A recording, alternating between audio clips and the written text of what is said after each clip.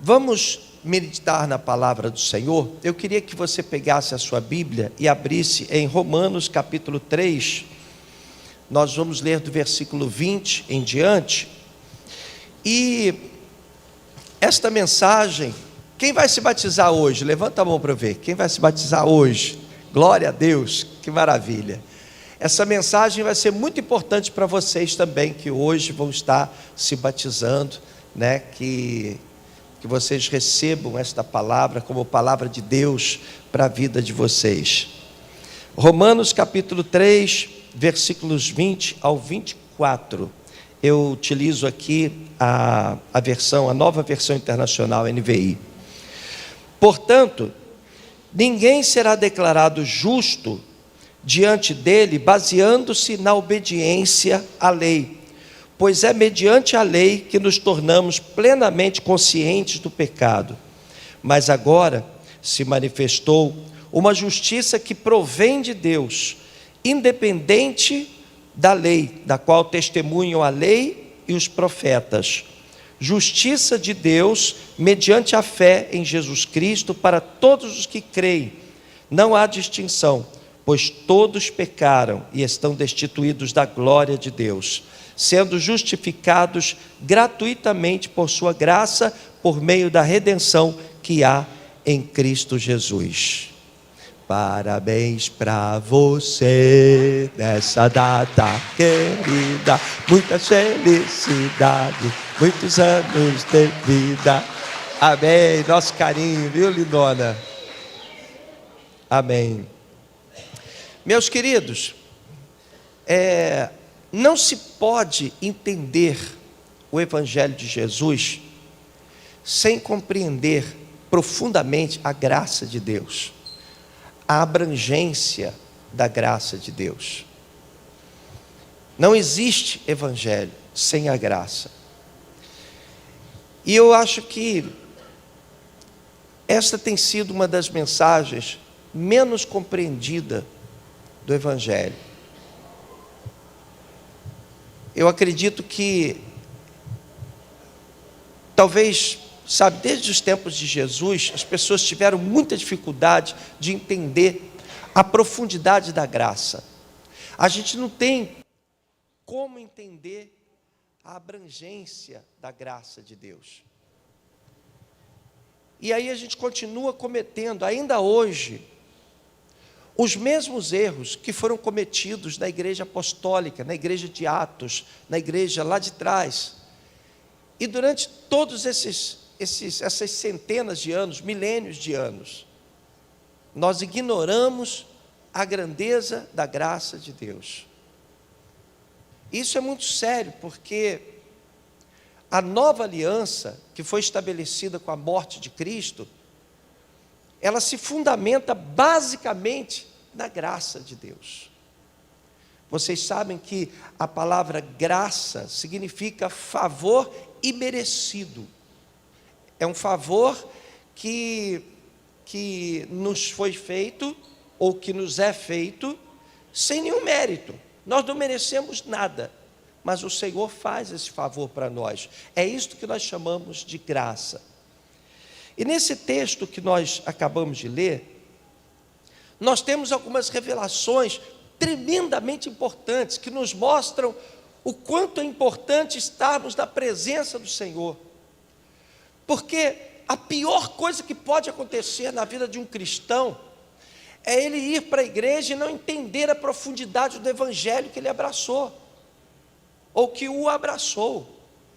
É muito difícil você falar para um cristão, para uma pessoa que está na igreja, se essa pessoa não absorveu a mensagem da graça. Ela vai tratar a fé como se fosse algo paralelo, como se fosse algo obsoleto, como se fosse apenas um complemento para a sua vida. E não é. Você vê pela igreja apostólica, quando Jesus pregava o Evangelho, as pessoas simplesmente abandonavam tudo e seguiam a Jesus. Não era algo paralelo, não era algo que corria por fora. O Evangelho era tudo na vida daquelas pessoas. Elas morriam pelo Evangelho.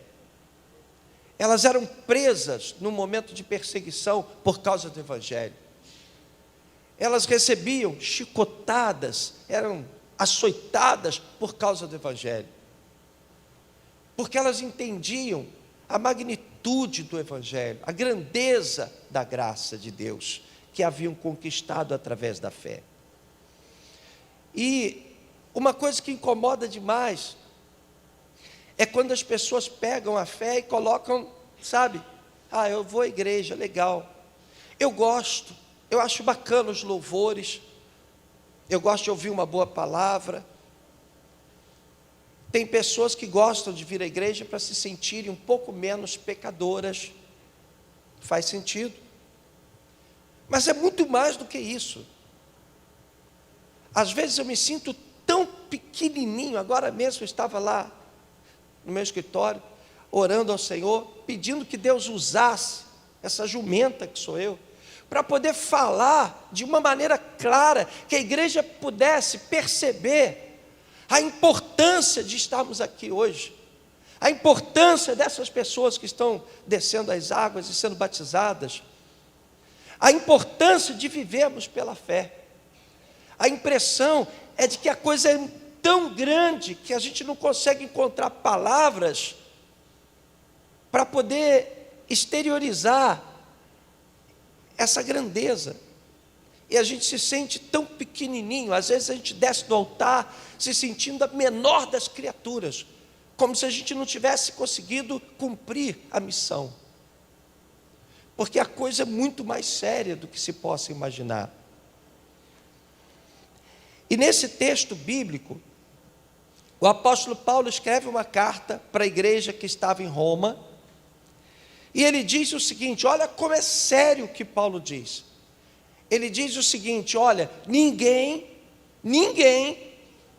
vai ser declarado justo diante do Senhor, baseando-se na obediência à lei. Olha que revelação profunda. Sim, porque tudo que a gente aprende é o seguinte, olha, você tem que andar direitinho para você ir para o céu. Você tem que deixar de pecar para você ir para o céu. Você tem que deixar de fazer as coisas erradas, senão você não vai para o céu. Desde criança a gente aprende isso. E olha o que está escrito aqui, olha o que Paulo nos revela. Paulo diz aqui, ninguém vai ser declarado justo por obedecer à lei. Isso é uma revelação bombástica. Os religiosos precisavam entender melhor o que está escrito aqui. Líderes, bispos, pastores, pessoas que pegam o microfone, que pregam o evangelho, deveriam entender melhor o que Paulo está nos revelando aqui.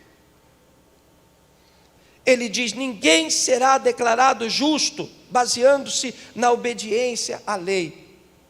Por quê? Porque é mediante a lei que nos tornamos plenamente conscientes do pecado. Ou seja, por que existe a lei? Para nos mostrar que nós estamos aquém de cumpri-la. É exatamente a lei que nos condena. É exatamente a lei que diz que fazer isso aqui desagrada a Deus, é um pecado. E você não vai entrar no reino dos céus por causa desse pecado. É a lei que nos mostra o quanto erramos, o quanto fazemos as escolhas erradas. É a lei que nos mostra o quanto somos pequenininhos, o quanto somos insuficientes. É exatamente a lei. E é isso que Paulo está dizendo aqui, olha, não adianta ninguém querer cumprir a lei para ser salvo, porque ninguém vai ser justificado por obedecer à lei. Tentaram fazer isso no velho pacto. Na velha aliança, no Antigo Testamento, você tinha que cumprir a lei para que você pudesse então ser salvo. Quem é que cumpre a lei? Quem poderia cumprir a lei?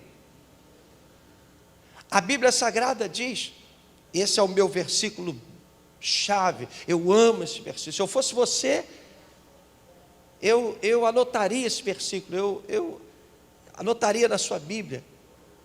Acho que eu vou fazer uma tatuagem aqui, que as pessoas vão perguntar, vou poder falar. Tiago 2,10.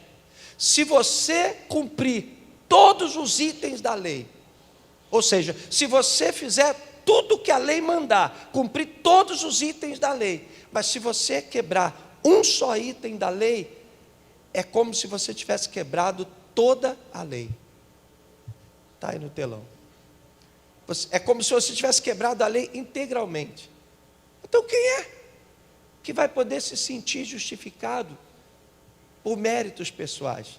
Se tem uma coisa que a gente bate aqui na Igreja da Conquista, se tem uma coisa que a gente não abre mão disso, e eu sempre falo para os meus pastores, mesmo depois que eu for para a glória, uma coisa que nunca se pode mudar aqui na igreja, é que tudo que nós fazemos é unicamente pela graça, pela misericórdia.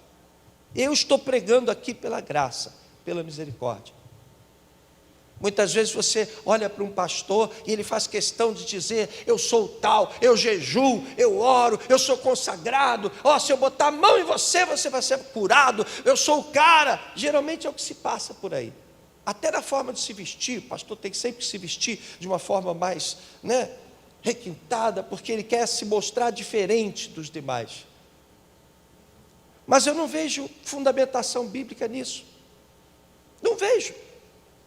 Eu vejo o apóstolo Paulo dizendo: miserável homem que sou, eu sou um miserável. Paulo dizendo: o que eu quero fazer de bom, eu não faço. E o que eu não quero fazer de bom, eu continuo fazendo. Olha só o que ele diz. Pode pegar a tua Bíblia e conferir. Eu continuo fazendo, ou seja, por mais que eu queira fazer o que é certo, eu continuo errando. Como é que eu posso ser justificado pela lei? Como é que eu posso dizer que eu estou salvo porque eu cumpro a lei? Como eu posso achar que eu vou tomar a ceia do Senhor porque eu mereço tomar? Como eu posso achar que eu vou me batizar nas águas porque eu mereço passar pelas águas do batismo?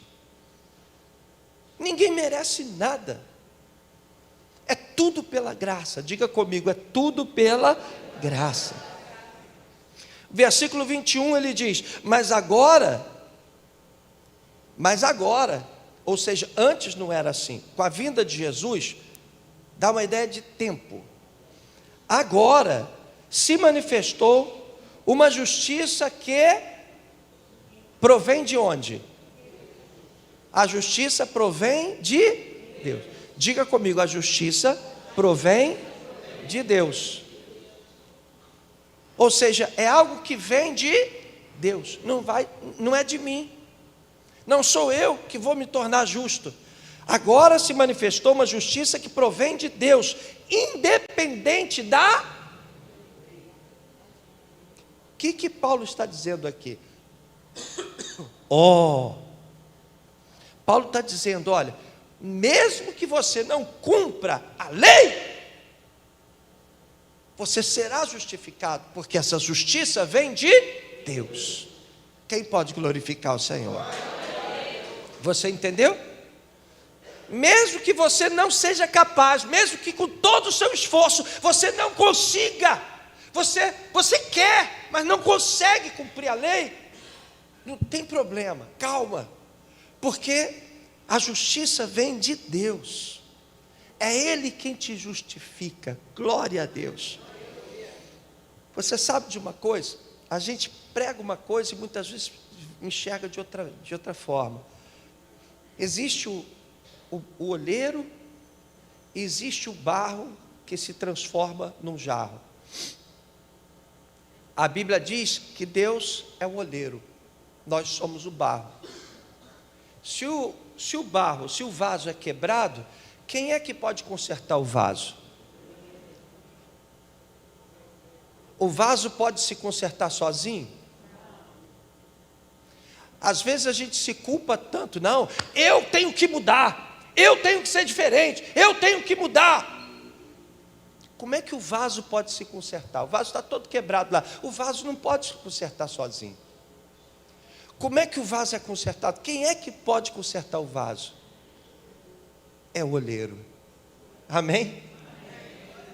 Às vezes a gente fica tentando consertar o vaso.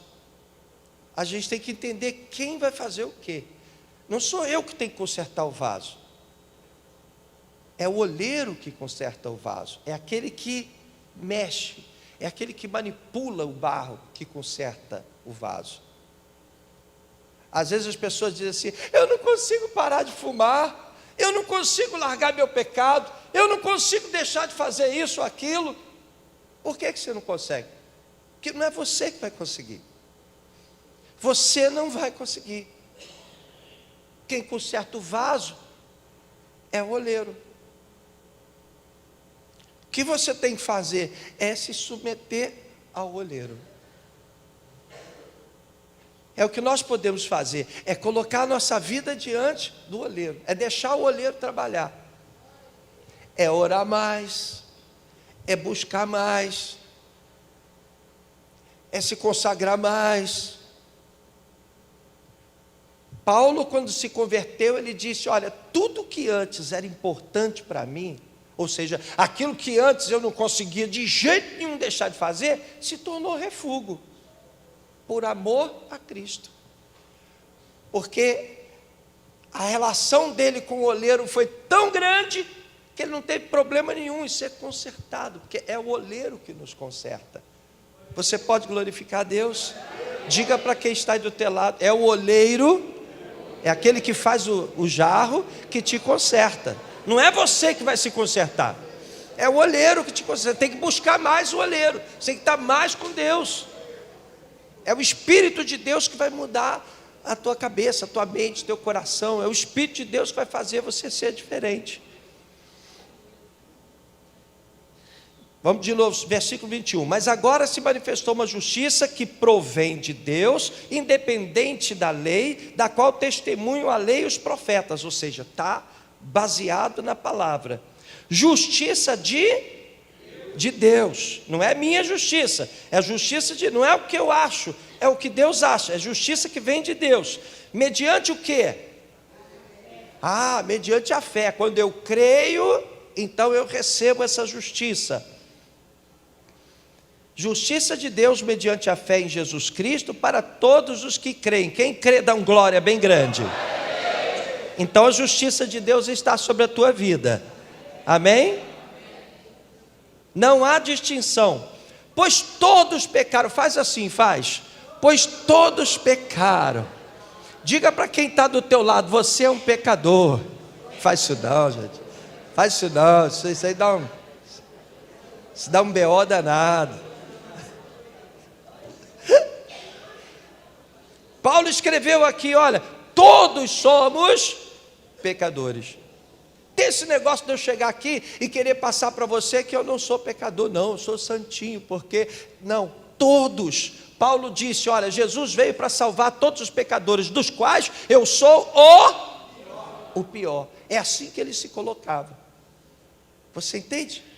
Todos pecaram e estão destituídos da glória de Deus. Por que as pessoas que não têm Jesus não serão salvas? Não é porque elas são piores do que nós, não. É porque elas não estão justificadas. Todos pecaram e destituídos estão da glória de Deus, sendo justificados gratuitamente por sua graça, por meio da redenção que há em Cristo Jesus. O que é isso aqui? O que é isso? O que significa isso? Sendo justificados gratuitamente. O que é uma coisa gratuita? É uma coisa que eu não tenho que pagar por ela. Eu não tenho que pagar por ela, eu sou justificado gratuitamente. E aí você já começa a entender o que é a graça. Aí você já começa a entender a abrangência da graça. Por que a graça é o Evangelho? Não existe Evangelho sem graça. As duas coisas andam juntas, porque o Evangelho é a própria graça de Deus. E a graça de Deus é o Evangelho. Então nós precisamos entender o Evangelho que nos abraçou. Efésios capítulo 2, versículos 8 e 9, diz aqui o seguinte, abre aí na sua Bíblia, Efésios capítulo 2, versículos 8 e 9, diz assim: pois vocês são salvos Pela graça. Essa graça que a gente está falando. Por meio da fé. Então, quando é que você foi salvo? Quando você teve fé. Quando você creu no Senhor Jesus. Lembra do ladrão lá da cruz? Ele fez por merecer para ser salvo? Ele simplesmente creu no Senhor Jesus e recebeu a salvação. Jesus disse: hoje mesmo você vai estar comigo lá no paraíso. Amém? E aí, o apóstolo Paulo completa: e isto não vem de vocês. Gente, pelo amor de Deus, eu não sei se eu estou conseguindo ser tão claro. Isso não vem de vocês, a Bíblia diz isso. Paulo está escrevendo isso para a igreja de Roma. A salvação não vem de você. Graças a Deus. Ai de nós, se a gente tivesse que cumprir toda a lei para ser salvo. Ai de nós. A salvação não vem de você. A salvação é um dom de Deus. Aleluia. Você pode glorificar o Senhor. Não por obras, para que ninguém se glorie. Ou seja, ninguém vai ser salvo porque é melhor, porque jejua, porque... Você se lembra daquela parábola do Senhor Jesus? Ele fez a parábola do fariseu e do publicano. O fariseu era o religioso. O publicano era o cobrador de impostos. O fariseu é aquele cara que aparecia nos templos como se fosse o bonzinho, o religioso, aquele que cumpre a lei. O judeu tem muito disso, até hoje, que eles ainda vivem na lei. Bota aqueles roupões, aquelas coisas, e ficam lá, tal, cada um com um chapéu maior do que o outro, né? Eles acham que é assim que eles serão honrados, cumprindo a lei. Só que eles não entenderam ainda o Evangelho. Eles não compreenderam o Evangelho. Até hoje, você vai em determinados ministérios e as pessoas são ensinadas a ajudarem, a contribuírem com a salvação. É tipo assim: eu creio em Jesus, mas eu tenho que fazer a minha parte, eu tenho que ser santinho para ser salvo. Ué, peraí, Jesus morreu por mim, eu que tenho que me salvar? Jesus morreu então à toa? Ou então o sacrifício de Jesus só salva um pedaço de mim, não me salva todo? Quando a gente fala isso, aí as pessoas dizem assim: ué, mas bispo, então quer dizer que eu posso pecar à vontade, que eu posso fazer o que eu quero fazer? Não, meu irmão, não é isso. A santidade é ordenada. A Bíblia manda você buscar a santidade. Mas você busca a santidade porque você é salvo e não para ser salvo. Amém? Diga comigo: eu busco a santidade porque eu sou de Jesus e não para ser de Jesus. Entendeu? Você é salvo não porque você merece, não porque você é santinho, não porque você não tem pensamentos ruins, não porque você não tem nenhum momento de ira, de raiva, você nunca sentiu inveja na sua vida. Não é por isso que você é salvo. Você é salvo porque Jesus foi lá, pagou o preço, morreu no teu lugar, sofreu pra caramba no teu lugar, e Ele disse: olha, está consumado, agora você está salvo. Eu paguei o preço do seu pecado, eu morri no seu lugar, eu cumpri a minha parte, eu cumpri o que a lei exigia por você. Diga com fé: glória a Deus. Pois bem, meus amados, tem aqui alguns exemplos importantes, né, que a gente vai entender melhor isso. Se você pegar aquela passagem da mulher que foi apanhada em adultério, ela foi apanhada em flagrante adultério. Os religiosos, os fariseus... eu esqueci de falar da parábola, né, do fariseu e do publicano. O fariseu disse: Jesus chegava perto do trono de Deus: Senhor, eu sou o cara, eu sou fera, hein?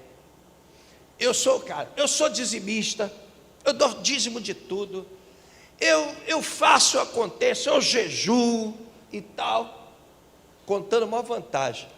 Aí o publicano, que era cobrador de impostos, que ninguém gostava deles, porque eles cobravam impostos. O publicano era um judeu que cobrava impostos do judeu para entregar para os romanos. Então ninguém gostava de publicano, eles eram vistos como traidores. Aí o publicano chega lá e fica lá de longe e diz: Senhor, eu não sou digno nem de falar o teu nome. Aí Jesus pergunta: quem é que foi justificado para casa? E Jesus mesmo responde: o último, o publicano. Aquele que se humilha será exaltado, e aquele que se exalta será humilhado. Quem está recebendo essa palavra, diga glória a Deus. É bom porque você tem que entender o que você está fazendo aqui. Você tem que entender a importância da sua relação com Cristo. Você tem que entender por que você acordou cedo hoje e veio para a igreja. Não é simplesmente para participar de um culto, não. Tem muita coisa envolvida nisso. Você entende? Vocês que vão se batizar, vocês têm que entender por que vocês estão se batizando. É muito mais sério do que se possa imaginar. Agora vamos para a mulher adúltera. Pegaram a mulher lá em flagrante adultério, levaram até Jesus. Jesus estava lá escrevendo no chão lá: mestre, essa mulher pecou, essa mulher quebrou a lei, essa mulher, ela é a escória da nossa sociedade. Essa mulher tem que ser apedrejada, porque a lei diz que ela tem que ser apedrejada. A lei de Moisés disse que ela tem que ser apedrejada. Ou seja, ela ia pagar por um erro que ela havia cometido. E Jesus continuou escrevendo no chão. Quando a Bíblia diz que Jesus continuou escrevendo no chão, eu amo. Sabe por quê? Porque Jesus, vocês estão dando muita importância para uma coisa que... Aí Jesus olhou para aqueles homens que estavam ali querendo atirar pedras, querendo jogar pedra na mulher, e disse o seguinte: vem cá, vocês, como é que é a situação de vocês aí? Vocês estão acusando a mulher aí? E aí? Vamos fazer o seguinte: quem tiver sem pecado algum, vai lá, pega a pedra e joga nela. Joga a pedra na Geni, vai lá. Não tem pecado, vai lá, pega a pedra e joga, vai lá. E todo mundo baixou a cabeça, e todo mundo foi saindo de fininho, todo mundo, vazou. Aí Jesus estava lá: mulher, cadê os homens que te acusavam?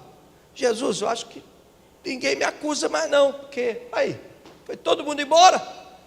Aí Jesus disse: eu tampouco não te condeno, vai e não peques mais. Amém? Diga glória a Deus. Jesus não veio para condenar, ele veio para salvar. Amém? Jesus amou aquela mulher. Não peques mais é a nossa missão.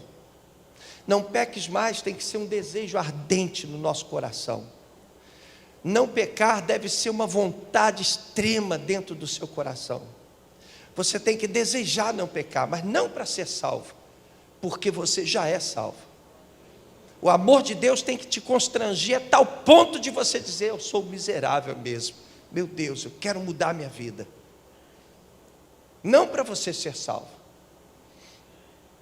Outro exemplo importante também, que eu posso dar para vocês, da graça, é a mulher hemorrágica. A mulher hemorrágica, ela tinha uma hemorragia, e segundo a lei, ela não podia tocar em nada. Se uma mulher estivesse menstruada, ela não podia tocar em ninguém, ninguém podia tocar nela, senão ficaria impuro até o fim daquele dia. Era o que a lei determinava. E a mulher tinha uma hemorragia. Eu nunca guardo quantos anos, sei lá, 8, 12 anos, sei lá, quem sabe? 12 anos, né? Aí, a mulher viu Jesus passar. Jesus no meio da multidão, Jesus sempre cercado de pessoas super interessadas no Evangelho, né? Todo mundo querendo ser curado, andando atrás de Jesus, aquela multidão. Aí a mulher olhou e falou assim: se eu tão somente tocar nas vestes desse homem aí, Jesus, eu vou ser curada. Mas como se ela não podia tocar? Ela já minimizou, não vou nem tocar nele, vou tocar só nas vestes dele. Porque ela sabia que ela não podia tocar nele. Ela não podia ser tocada, a lei dizia que ela não podia ser tocada, porque senão a pessoa ficaria impura até o fim do dia. Existia essa restrição da lei. Aí ela foi lá e embreou lá no meio da turma, foi lá e tocou nas vestes de Jesus. E sabe, foi um toque, eu fico até arrepiado, foi um toque, foi aquele toque. Porque Jesus, no meio de um monte de gente, parou e, quem me tocou? Aí alguém disse, mas Senhor, o Senhor está no meio de uma multidão, todo mundo te comprimindo, o Senhor pergunta, quem te tocou? Não, alguém me tocou. Alguém me tocou, porque eu senti que de mim saiu poder. Ou seja, aquela multidão que estava tocando em Jesus, não estava significando nada. Mas aquela mulher tocou e saiu virtude do Senhor. Aí Jesus disse, eu quero saber quem me tocou. E a mulher começou a passar aperto. Ela não podia ter tocado. Ela começou a passar aperto. Ela começou a tremer. Quem foi que tocou em Jesus? Ela começou a tremer. Se você pegar a palavra, você vai ver que ela estava trêmula, ela estava desesperada, ela estava aflita. Ela disse, eu vou ser condenada agora. Eu toquei, eu não podia ter tocado. Meu Deus do céu, e agora o que eu faço? E ela ficou apavorada, ficou em pânico. Ninguém observa esse detalhe. Se você ler lá, você vai ver que ela ficou em pânico.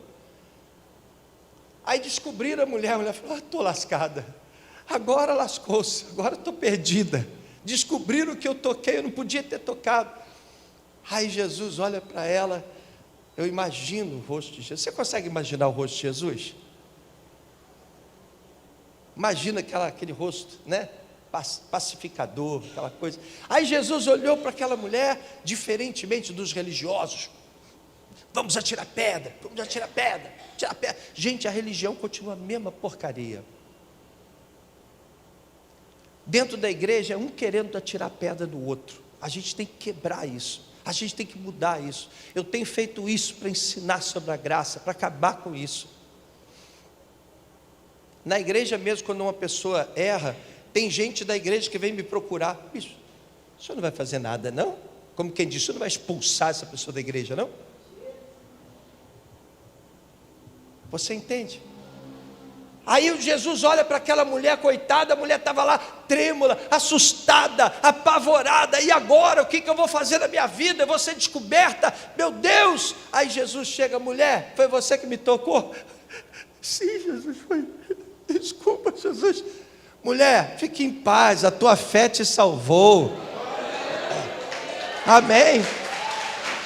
Isso é graça, isso é misericórdia. Meu irmão, eu qualquer dia eu vou fazer uma outra mensagem aqui. O título vai ser O Pastor Errado, né? Você já leu a história de Ananias e Safira?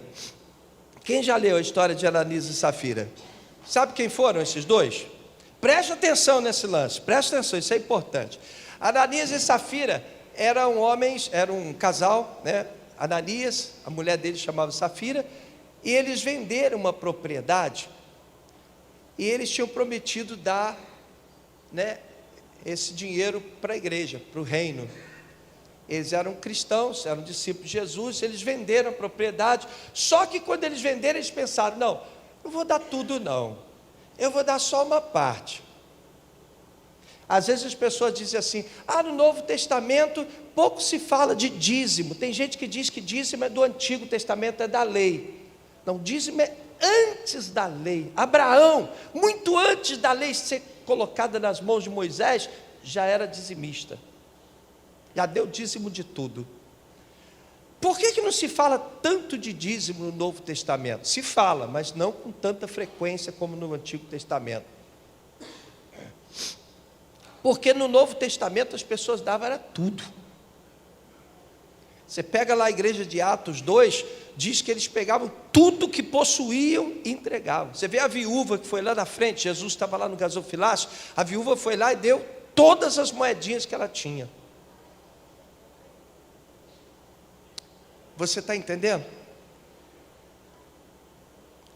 Aí eu estava falando de quê agora? Ai, meu Deus. Ananias e Safira! Chegou, voltou a inspiração. Ananias e Safira. Aí Ananias e Safira retiveram parte do dinheiro daquela venda. Pegaram uma parte e falaram, pô, a gente falou que ia dar tudo, mas pô, a gente está precisando aí, vamos separar uma parte aí e guardar. Só que quem era o pastor deles? Era Pedro. Pedro que era o pastor de Ananias e Safira. Aí eles foram lá, entregaram a oferta deles, faltando um pedaço, né? Entregaram para Pedro. Pedro disse, vocês mentiram para o Espírito Santo, vocês vão morrer. Porque Pedro, ele era muito judeu. Pedro era muito judeu. Você vê que teve uma ocasião que Paulo teve que chamar a atenção dele em público, porque Pedro se deixava levar pela cultura judaica, e muitas vezes ele esquecia da graça e agia de acordo com a lei. E aí ele amaldiçoou aquele casal, Ananias e Safira, e os dois foram mortos mesmo. Ananias morreu, aí veio a mulher de Ananias, e agora, Senhor, meu marido morreu. E você estava conivente com ele, então você vai morrer também. E ela morreu, porque Pedro ainda estava vivendo aquela coisa da lei, e ela tinha um pastor errado, o pastor dela estava ainda vivendo na lei. Eu pergunto a vocês, será que se ao invés de Pedro, ela estivesse sendo pastoreada por Paulo, será que aquele casal teria morrido? Vamos além, será que se ao invés de Pedro, se ao invés de Paulo, fosse Jesus, se fosse Jesus, aquele casal teria morrido? Você entendeu o que é lei e o que é graça? Você entendeu a diferença da lei e da graça? Meu Deus, glória a Deus. Para a gente encerrar, que agora o pastor Felipe botou um cronômetro ali. Ele não é bobo nada, ele cansou de falar, agora botou um cronômetro, está correndo o cronômetro. Vocês gostam, né? Mas eu achei legal isso, sabe? Porque a gente conversa muito aqui, e antigamente o nosso culto começava 9h30, terminava 1h30 da tarde. Quem se lembra disso? Terminava 1h da tarde. Eu achava legal, né? Mas tudo bem. Bom, vamos lá. 3 coisas importantes que você precisa entender. Eu queria que você guardasse essas 3 coisas. Faz assim, faz 3 coisas, tá? Primeiro, busque a santidade porque você é salvo e não para ser salvo. Diga aí para quem está do seu lado, busque a santidade porque você é salvo, não para ser salvo. Isso tem que ser uma regra na sua vida. Você tem que buscar a salvação não para ser salvo, porque você não vai ser salvo pelas suas obras. Você tem que ser salvo, salvo pela graça. Você vai buscar a santidade para ser, porque você é salvo, né? 2, não deixe sua aliança com Jesus ser quebrada. Não deixe a sua aliança com Jesus ser quebrada, de jeito nenhum. A sua aliança com Jesus não pode ser quebrada. Custe o que custar, diga comigo, custe o que custar. Se você deixar a sua aliança ser quebrada, você perde tudo, tudo. Você está entendendo? Se você deixar a sua aliança, você tem um cartão de crédito. Quem gosta de cartão de crédito aqui? Quem gosta? Vocês ficam rindo, né? As mulheres então amam os cartões de crédito, né? Engraçado que os maridos não fizeram muita festa. A galera gosta de um cartão de crédito. Enquanto tiver fundo ali, enquanto tiver limite, você vai comprar tudo que você quiser, né? Já aconteceu de você chegar no mercado para pagar uma compra e na hora H não passar o cartão? Meu Deus, já aconteceu comigo. Até hoje eu sou traumatizado. Antes eu fico olhando para ver se tem limite. Antigamente não tinha esses aplicativos fáceis para a gente olhar, né? Aí passava do limite, não liberava a compra. Aí você fica com aquela cara de tacho lá no caixa, né? E a mulher do caixa não alivia, né? Senhor, seu cartão não foi aprovado, não. Fala baixo.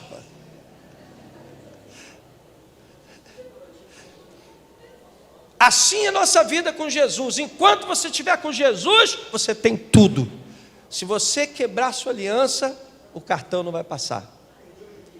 Aí, meu amigo, você vai ter que pagar por cada errozinho que você cometer. Tudo vai ser cobrado da sua conta. Entendeu? Você tem um plano de saúde, passou mal, vai para o hospital. Primeira coisa que vão querer, vai chegar um token aí. Se o token não chegar, meu amigo, tu vai ficar com dor de barriga. Entendeu? Você tem que estar com Jesus. Sem Jesus não tem jeito, não tem jeito. Não tem. Então nunca quebre a sua aliança. Sabe por que é importante falar isso? Porque a Bíblia diz que nos últimos tempos muitos vão abandonar a fé. Muitos vão abandonar a fé. Não vai ser você. Amém? Você está sendo alertado, você está sendo, avisado. Então não deixe a sua fé ser quebrada. E outra coisa, terceira coisa, que o cronômetro do pastor Felipe está rodando ali. Não se esconda de Deus. Não faça como Adão fez. Diga para quem está do teu lado aí: não faça como Adão fez. Não se esconda de Deus. Teve uma vez que uma pessoa me procurou, um jovem, adolescente, estava sumido da igreja. Eu disse para ele assim: meu filho, o que está vendo com você? Você não está vindo para a igreja mais? Ah, bispo, posso ser sincero? Eu falei: deve. Eu não estou vindo porque eu ando com uns pensamentos meio doidos na minha cabeça, meio impuros e tal. Agora você vê, olha o que a religião faz, bota culpa, a ponto da pessoa não querer vir para a igreja, abandonar a igreja porque ela está se sentindo culpada demais, quando na verdade a igreja é exatamente para resolver o problema da culpa. Um garoto cheio de hormônios, ele vai pensar, ele é ser humano, meu irmão. Ainda mais no mundo que a gente vive hoje. Ele tem que saber lidar com isso, como cristão, né? Não pode se afastar de Jesus por causa disso. Vamos ler aqui o que está em Hebreus capítulo 10, para a gente acabar. Versículo 19 ao 25. Diz assim: portanto, irmãos, temos plena confiança. Diga comigo: plena confiança. Não ouvi. Plena confiança. O que é ter plena confiança? É não duvidar. O escritor de Hebreus diz: portanto, irmãos, temos plena confiança para entrar no Santo dos Santos. Diga glória a Deus. Você se lembra? O Santo dos Santos era aquela parte do templo que para entrar o sacerdote ficava se preparando um ano, se consagrando um ano. E quando ele entrava, ainda tinha que entrar amarrado ainda, porque se ele fosse fulminado, puxava, era um véu que separava, né?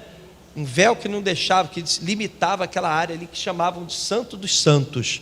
É por isso que a gente canta aquela canção, né? O véu que separava, já não separa mais, né? Aí, o escritor de Hebreus diz: irmãos, temos plena confiança, quer dizer, não tem que ter dúvida não, para entrar no Santo dos Santos pelo sangue de Jesus. Diga glória a Deus. Por um novo e vivo caminho que ele abriu por meio do véu. Ele rasgou o véu de cima a baixo. Aleluia. Isso é evangelho, meu irmão. Isso é palavra de Deus para você. Isso é evangelho do Senhor Jesus. Temos, pois, um grande sacerdote, Jesus, né? Sobre a casa de Deus. Sendo assim, aproximemo-nos de Deus com um coração sincero e com plena convicção de fé. Eu não tenho que ter dúvida, porque não depende de mim, não é por causa das minhas atitudes. Ah, Senhor, eu pequei essa semana. Mas você peca todo dia, toda hora. Ah, mas eu fiz algo que foi errado. Sim, mas você faz um monte de coisa errada que você nem sabe o que faz. Você está entendendo? Aí aqui o escritor de Hebreus diz: olha, temos o grande Deus, sendo assim aproximemo-nos de Deus com um coração sincero e com plena convicção de fé, tendo os corações aspergidos para nos purificar de quê? de uma consciência culpada. Ou seja, o que Deus quer é que você não se sinta culpado quando você for tomar a ceia do Senhor, que não se sinta culpado quando você for orar, que não se sinta culpado quando você estiver para fazer a obra de Deus. Tem muita gente talentosa que não faz a obra de Deus, porque o diabo fica assim: olha, você não merece, você não pode, você não é digno de fazer a obra de Deus. Eu contei para vocês, quando eu fui expulsar meu primeiro demônio, a menina veio na minha direção, eu falei: meu Deus do céu, essa menina vai... Eu estava sozinho na igreja, eu era um garoto ainda, estava voltando para Jesus, não tinha experiência nenhuma, nunca tinha expulsado demônio na minha vida. Aí veio uma mulher, eu já tinha visto que toda vez que eu orava, ela caía demoniada. Eu falei: pronto, lascou-se, eu que vou ter que expulsar esse demônio. Aí eu orei, o demônio manifestou. A primeira coisa que o demônio fez, botou a mão na cintura, assim, olhou dentro do... Que abuso! Mas ele olhou dentro dos meus olhos, rebolou ainda. Era um demônio que gostava de rebolar, né? Aí o demônio rebolou e falou: quem é você para me expulsar? É a primeira coisa que o diabo faz, ele quer te botar lá no chão. Mas quando você partir para fazer a obra de Deus, aqui o apóstolo Paulo, é a palavra do Senhor, está dizendo: olha, você tem que fazer com uma consciência não culpada, porque Jesus já tirou a sua culpa. Diga com fé: graças a Deus. E tendo os nossos corpos lavados com água pura, apeguemo-nos com firmeza à esperança que professamos, pois aquele que prometeu é fiel. Diga para quem está do teu lado: aquele que prometeu é fiel. Ele disse: está consumado. Ele disse: acabou, não tem mais culpa para você. Enquanto a sua aliança com Jesus estiver firme, não há culpa, não tem pecado. Você vai entrar no Santo dos Santos e pronto. E ninguém vai julgar você, ninguém pode impedir você. Aleluia, é bom demais. Meu irmão, o título dessa mensagem é o seguinte: aprenda a viver sob a graça, né? Não rejeite a graça de Deus. Vou contar uma historinha para encerrar, que o cronômetro do pastor Felipe está rodando ali. Eu vou contar uma historinha para encerrar, tá? Teve um cara que foi condenado à morte, desses países aí que tem pena de morte. Aí o cara estava condenado à morte. Aí chegou o dia do sacrifício, o dia da morte dele. No dia seguinte ele seria morto. E aí alguém falou dessa morte com o presidente, né? E o presidente tinha a prerrogativa de liberar o perdão, a anistia. Aí o presidente falou: poxa, que coisa séria, né? Eu tenho o poder de perdoar esse homem e livrá-lo da morte, da cadeira elétrica, né? Eu tenho o poder de mudar isso. Aí o que aconteceu? Ele disse assim: eu vou lá, eu quero conhecer esse cara. Eu quero saber quem que eu estou deixando morrer, ou quem eu posso impedir que morra. Eu quero conhecer esse cara. Só que eu não vou lá como presidente, não. Eu vou me disfarçar. Deixa eu pensar. No presídio muita gente entra para falar do evangelho. Eu já sei, eu vou me disfarçar de pastor. Aí ele se disfarçou de pastor, pegou o perdão presidencial, tá? A anistia presidencial, mandou bater, assinou, carimbou, botou dentro da Bíblia, se vestiu de pastor e foi lá para conhecer o cara que ia morrer. Chegou lá, pediu para visitar o cara, chegou lá, o cara virou para ele: o que você quer fazer aqui? Aí ele falou: olha, eu sou pastor e eu vim aqui para conversar com você. Eu não quero falar com pastor nenhum, mas eu vim aqui, eu tenho a solução para você aqui dentro desse livro. Eu não quero isso, estou cansado de ouvir esse blá blá blá, eu não quero saber disso não, né? Aí, mas o senhor tem certeza? Eu tenho uma palavra aqui que pode te salvar, está dentro desse livro aqui. Eu tenho a palavra. Não quero saber, esse pastor vive enchendo a paciência, vive entrando pastor aqui para poder encher a paciência. Eu não quero nada, eu vou morrer amanhã, pelo menos eu quero morrer em paz. Aí o presidente fechou a Bíblia e foi embora, né? Fechou embora. Aí depois falaram para ele: rapaz, quem teve aí não foi um pastor, quem teve aí foi o presidente, ele veio para te dar o perdão, a anistia. Aí aquele preso ficou profundamente arrependido, chateado. Aí passou a noite, chegou o momento da cadeira de roda, da cadeira elétrica. Botaram ele na cadeira elétrica lá, e quando chegou a hora de apertar o botão, perguntaram a ele: quais são as suas últimas palavras? Aí ele disse: olha, eu estou morrendo, não pelo que eu fiz, não pelos meus erros, eu estou morrendo porque eu rejeitei o perdão. Eu estou morrendo porque eu neguei o perdão. Não negue o perdão. Você está aqui porque você foi escolhido para estar aqui. Quando você creu no Senhor Jesus, Ele apagou todos os teus pecados. Todos. A Bíblia Sagrada diz que Ele não se lembra mais dos teus pecados. E quando você erra, Ele sabe que você vai errar. Quando Ele disse para aquela mulher que foi apanhada em adultério: vai e não peques mais, Ele já sabia que a mulher ia pecar. Tem que ter um desejo, uma vontade: eu não quero pecar mais, mas a gente vai pecar. Mas ainda assim, a justiça não é nossa, a justiça vem de Deus. Recebe essa palavra, meu irmão. Você que vai se batizar hoje, não se esqueça: você foi escolhido para ser povo de Deus. Seu nome está escrito no livro da vida. Diga glória a Deus. Você que está aqui, que é membro da igreja, receba essa palavra, honre a sua aliança, jamais se afaste do Senhor Jesus, jamais quebre a sua aliança. Se você estiver bem com Deus, ótimo. Se você estiver mais ou menos, permaneça firme. E se você tiver os seus piores momentos, continue firme na sua aliança. Diga glória a Deus. Vai ter dias que você vai chegar aqui na igreja e vai sentir a presença do Senhor, vai chorar, vai se alegrar. E vai ter outros dias que você vai chegar aqui e vai se sentir frio, vazio, mas honra a sua aliança. Você tem que orar, não só quando você ora e gosta de orar. Você vai orar em qualquer momento. Tem que criar uma disciplina, tem que criar uma rotina. Todo dia eu vou orar, todo dia. Assim como eu como todo dia, eu vou ao banheiro todo dia, eu tomo banho todo dia. Eu espero, né? Com esse frio, né? Eu vou orar, eu vou consagrar minha vida. Em nome do Senhor Jesus. Recebe essa palavra.